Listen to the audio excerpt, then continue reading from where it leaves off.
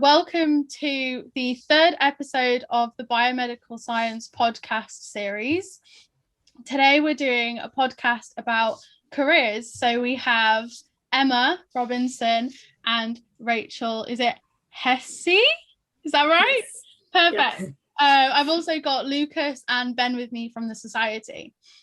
So we'll be asking Emma and Rachel a few questions about the careers today and exactly what they do and what advice they kind of have for us for applying for jobs, volunteering, and all sorts of opportunities.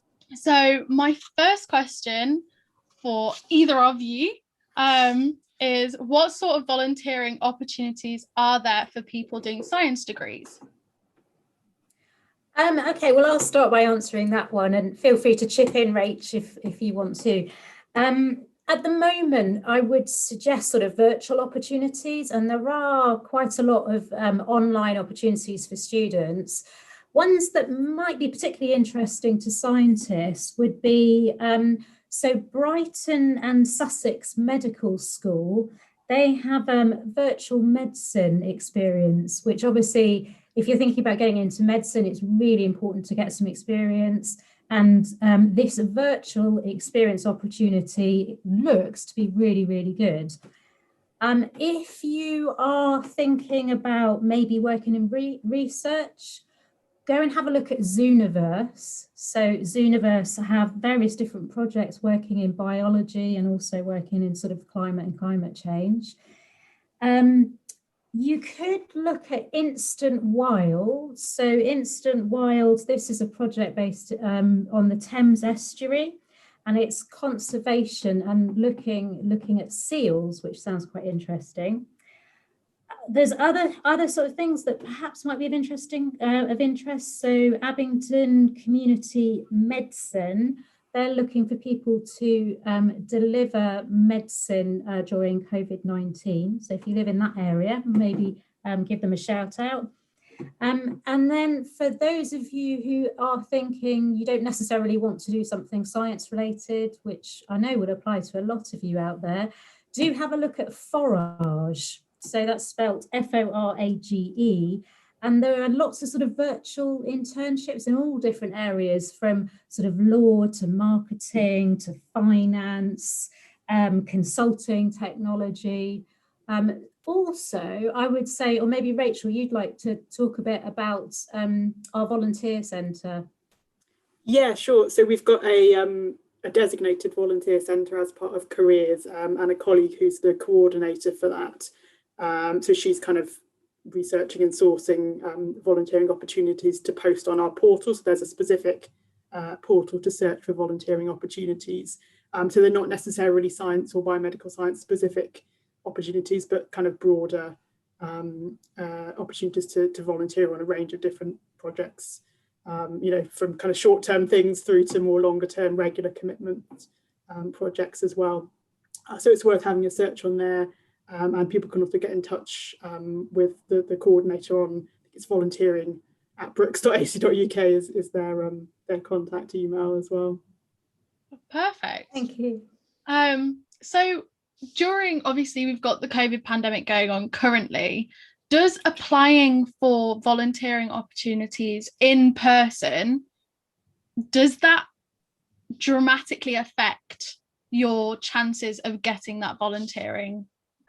I think showing to employers that you've used this time in a good way and you've made the most of a pretty awful situation and you've gone out there and you've got some experience, even though it's virtual, it's going to be very, very valuable. So, a lot of us are in the same boat as this. And I think employers, they understand that things are hard. But if you're going into things like medicine, you absolutely have to have some experience, and it's really important to get an array of different types of experience, and some of which might be the virtual experience that I was suggesting, and that will certainly boost your application. But you would need to have some other experience, I would suggest, as well. Yeah. Yes, it does. Yeah. Perfect. So for applicants going to apply for postgraduate medicine? I know I am, and Ben's planning on too. What makes your application look better? Okay. Well, I think it's a combination of things. So you're looking to demonstrate a degree of excellence. So whether that's academically or it's in terms of things or projects that you've got involved in, the fact that you are all involved in the Biomedical Society, they'd certainly be interested in that and some of the things that you've been doing. So you're being very proactive. I want people like that. They'll also be looking for people who have lots of experience working with people, so working with the general public, supporting people in some kind of capacity. So obviously right now that's kind of difficult doing that in a clinical capacity, but there's still things that you can do supporting people virtually or online and not necessarily clinical. So they're going to be looking at your personal statement, they're going to be looking at your application as a whole, they're going to be looking at your academic studies and how you've done so far, and they're going to look as well, obviously, at how you perform at interview. So lots and lots of things that they're going to be focusing on. It's not going to be just any one particular area. Perfect.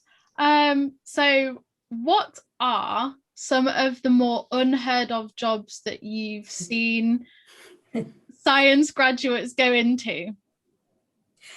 I feel a little bit boring answering this question, not giving you a very exciting answer. But what we do see for scientists is they go into all sorts of things.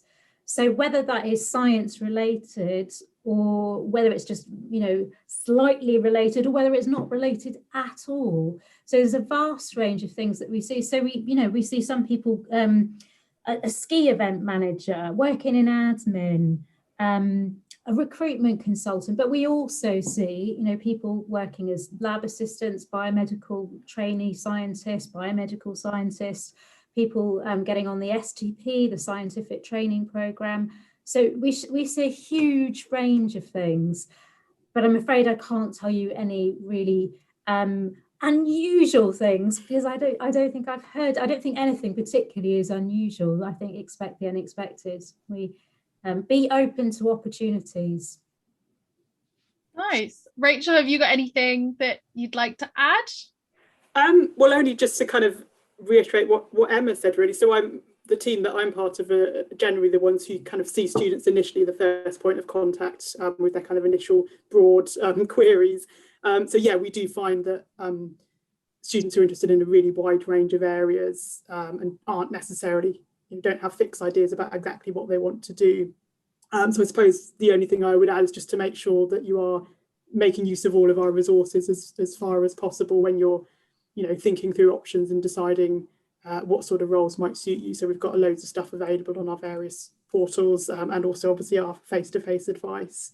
So yeah, just to make sure that people are aware that that's out there and to make the most of it. Yeah, definitely. I think that's one of the main reasons we're doing this podcast episode, because we want people to realise and know that there's so much out there and on the uni website that people can go and see and learn from. So that's really helpful. What is the best piece of advice you can give someone when they go for a job interview?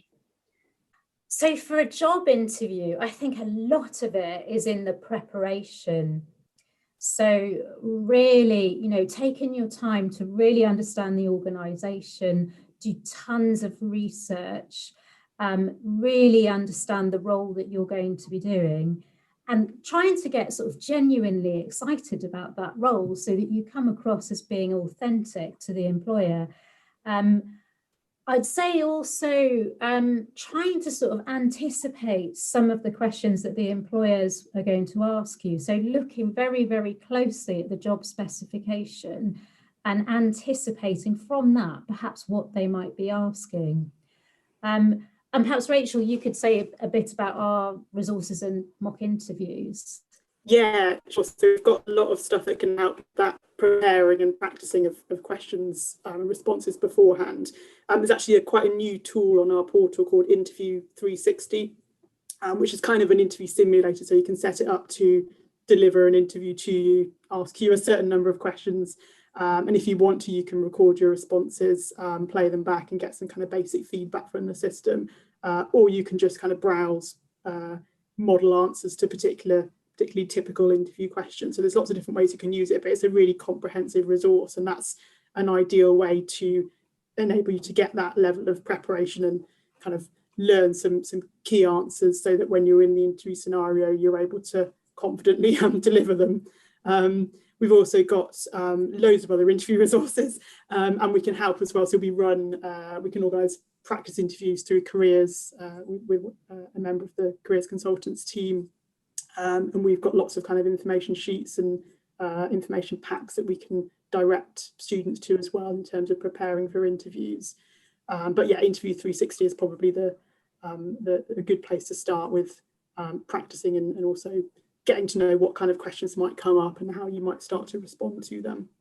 Yeah, and I'll just sort of add slightly to that. If you have an interview coming up, we ask you to let us know as soon as you know about it, and then that gets passed on to the details gets passed on to a careers consultant. We look at your application, we look at the job specification, and then we will design questions that we think they could ask based around the job spec, and we'll spend about an hour with the student. And we'll ask them, questions as if it is a real interview, and then give the students some, really valuable feedback at the end. So practice, and whether it's Interview 360, whether it's a mock interview, whether it's designing your own questions, it's in the practicing. Yeah, and obviously people can make use of all of those if they like. So yeah, I mean, a good place to start is Interview 360 to kind of get a bit of an idea and do a bit of practice on your own. Then perhaps get in touch with us and we can set up a mock interview with a careers consultant for that longer, more in-depth support and more focused on your actual interview. So yeah, it's important to obviously make use of everything that's available, so you don't feel you have to just pick one thing. Or come to we run workshops, tons and tons and tons of workshops every day, apart from Saturday and Sunday. But we do lots of workshops around interview skills, around assessment centres, around CVs, all sorts of things. But if it's interviews you're preparing for, then maybe start with one of our workshops. That sounds really good. I didn't realise that you had that kind of not equipment, but that kind of simulation. Yeah, they're all on Zoom, and students can sign up to them on our careers portal. We have 2 different careers portals. But yeah, we have lots and lots of workshops that we'd love students to come along to, particularly from the sciences. Should mention as well, in terms of accessing some of these resources that we're talking about, like the interview simulator tool and some of the kind of tip sheets and things, the quickest way to get to the portal is through our website. So if you go to the careers page, you'll see a link to resources on that front page in a big pink box, and that should take you through to the resources portal. But obviously if people have any issues accessing it or finding it, please just drop us an email and we can point you in the right direction. Brilliant. So one of the last questions is, any advice for anyone applying for a postgraduate degree or a master's? I would say, first of all, make sure that you really thoroughly do your research. So think about the reason why you've chosen to do postgraduate study, because it's a massive commitment of time and it's a big commitment of money as well. So you need to be sort of researching the career that you're thinking of going into, and thinking to yourself, is this the best possible way of getting what I want in my career? Because some employers might perhaps prefer you to have relevant work experience. Some may want you to have a postgraduate course, or it may even be compulsory for something like medicine. But a lot of the time it is not necessarily going to be the best way forward. So make sure, first of all, you thoroughly do your research and make sure that it is appropriate. And then I think once you've established that it is, again, it's about doing lots and lots of research in terms of the course that you're going to be doing, and in terms of thinking about your rationale on your personal statement. So you need to be bearing in mind that the admissions tutors who are reading your personal statement, they're likely to be really, really passionate about their subjects. They absolutely adore it. So you need to come across as the same. So you need to really show that you have a passion for this, and back it up with lots of evidence showing what you've done, what you've learned, and what your thoughts are relating to this particular subject in terms of perhaps your career aims and your progression. And Rachel, maybe you could add a bit about the support from the information team on this, which is quite extensive. Yeah, sure. So again, as with the interview topics, there's loads of support available through information team and the wider careers team. So we provide, obviously we're operating remotely at the moment, so it would initially be by email, but we can provide sort of advice and feedback and a review, for example, of a personal statement for a postgraduate application. So initially that would come through to the information team, which I work as part of. We'd have a sort of initial dialogue with you, possibly invite you to a chat via a video call. We can refer you to loads of resources, and again, there's lots of postgraduate application specific stuff available on the portal, and also on lots of external websites as well that we can point you to. So we can kind of get you going with it, get you started, and at the point where you're kind of ready and you've basically got the bones of it there, we can also pass you through to an appointment with a careers consultant for some slightly more in-depth guidance and support where that's necessary. So yeah, I guess as with the interviews that we've said, make sure you make use of as many resources as you can, and yeah, don't look at perhaps some examples as well. So we've got some on the portal, and like I say, we've got some that we can refer you to externally on websites such as Prospects graduate careers site, because the more that you look at in terms of examples and ideas, it'll make it easier to start to produce your own personal statements and applications. But yeah, email is a starting point for our support. That's perfect.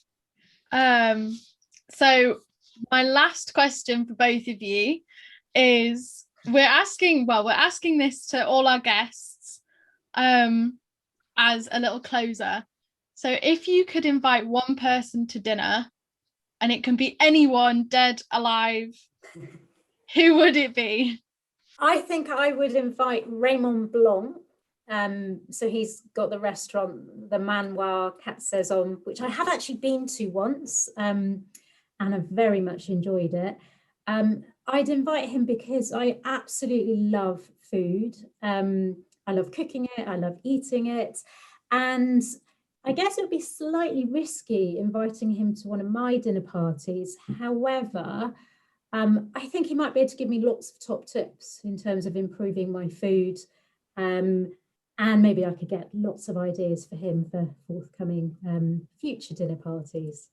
And what about you, Rach? Brilliant. So for mine, well, mine's slightly offbeat, but I thought I would invite Mary Leakey, who's an archaeologist. So I'm quite interested in archaeology, and she died in about 1996, I think. But one of the things that she was involved in was discovering a trail of early human footprints from about, I think, 3.6 million years ago or so.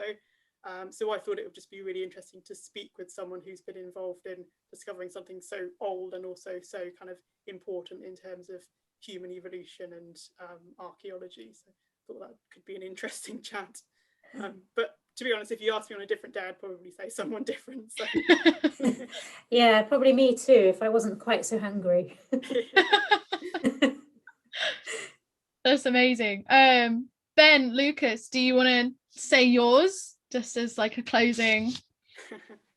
The one I'd pick is David Attenborough. He's, I mean, just an inspiration for all biology students, maybe even just science students in general at the moment. The work he's done, some of the stuff he's done previously is astonishing to see. Yeah, I think mine would be Will Hughes. He's a footballer for Watford, because I'm a massive Watford fan. I think it'd just be fun to meet him and have a chat. Perfect. mine would be RuPaul, because I'm slightly obsessed with RuPaul's Drag Race, and I think it just wouldn't be a boring night at all. But thank you for both coming and doing this podcast with us. It's been really informative and I absolutely loved it. So thank you to you. We very much enjoyed coming on. Thanks for having us. It's all right. Yeah. Thanks for listening, everyone, and hope to see you all soon.